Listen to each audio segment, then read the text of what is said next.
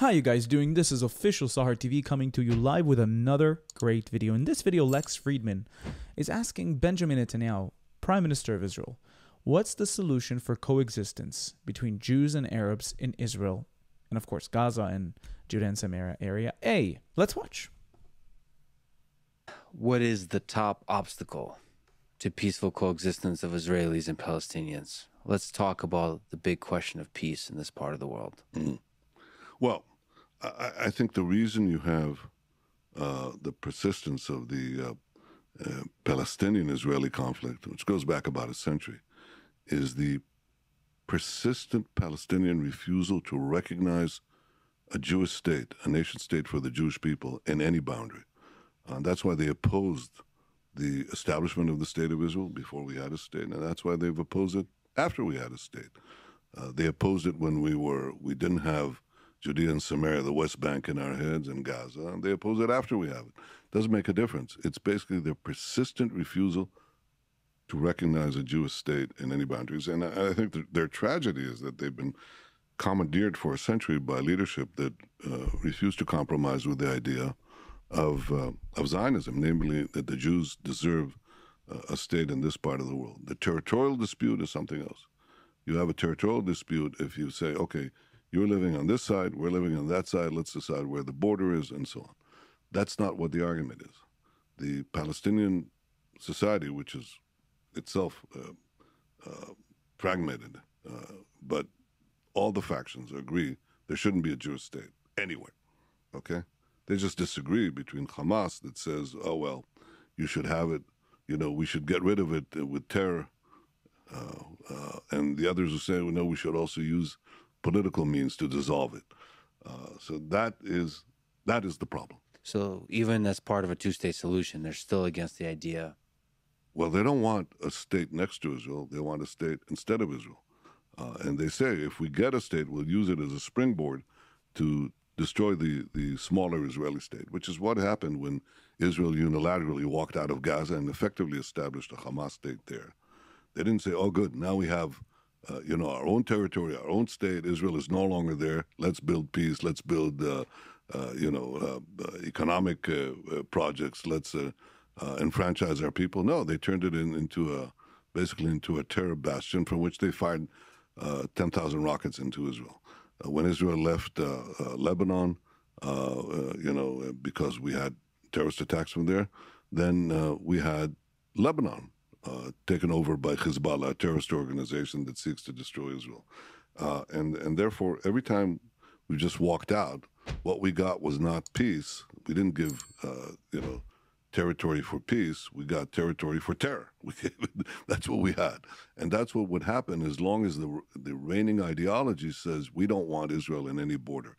So the idea of two states assumes that you'd have on the other side a state that wants to live in peace and not one that will be overtaken by Iran and its proxies in 2 seconds and become a base to destroy Israel.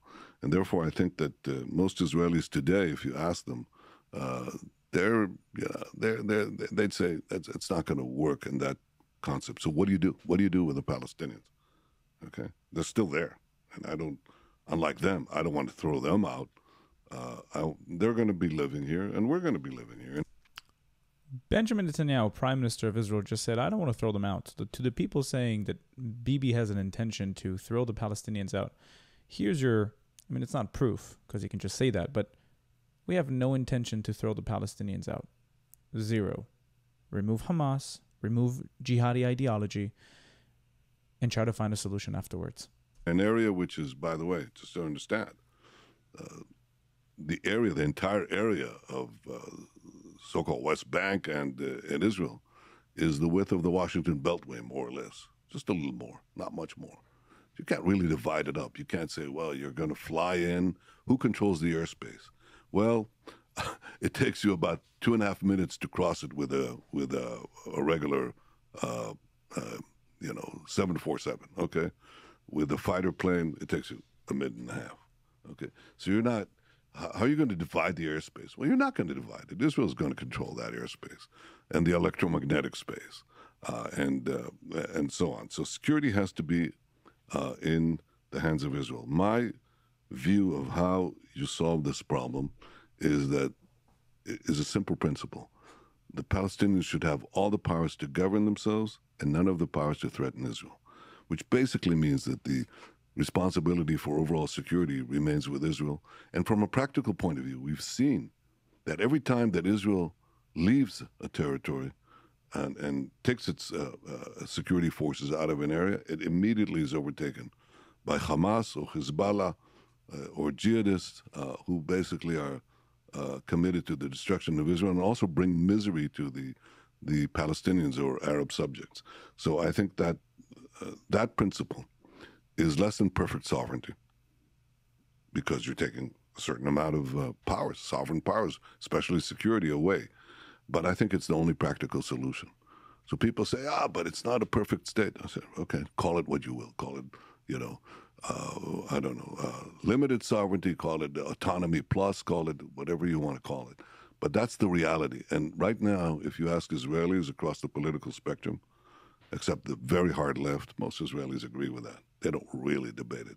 So a two-state solution where Israel controls the security of the entire region. We don't call it quite that. I mean, there are different names, but the idea is, yes, Israel controls security in it's the entire area. It's this tiny area between the Jordan River and the sea. I mean, it's like, you can walk it in not one afternoon. If you're really fit, you can do it in a day. Less than a day. I did. Security stays with Israel. They don't have the power to threaten Israel because if they do have an army or they do have any forces that could put a threat on Israel, we are going to have war after war after war. So I agree with him. And the Palestinians must recognize Israel as a Jewish state. They will never do so, whether you like it or not. Thank you so much for watching this video. Don't forget to like, comment, and subscribe. And if you want to support me financially, you can do so through Buy Me Coffee or Patreon. Helps me buy new gear, upgrade the content, and of course do it most of my day. Thank you, and I'll see you again in the next video.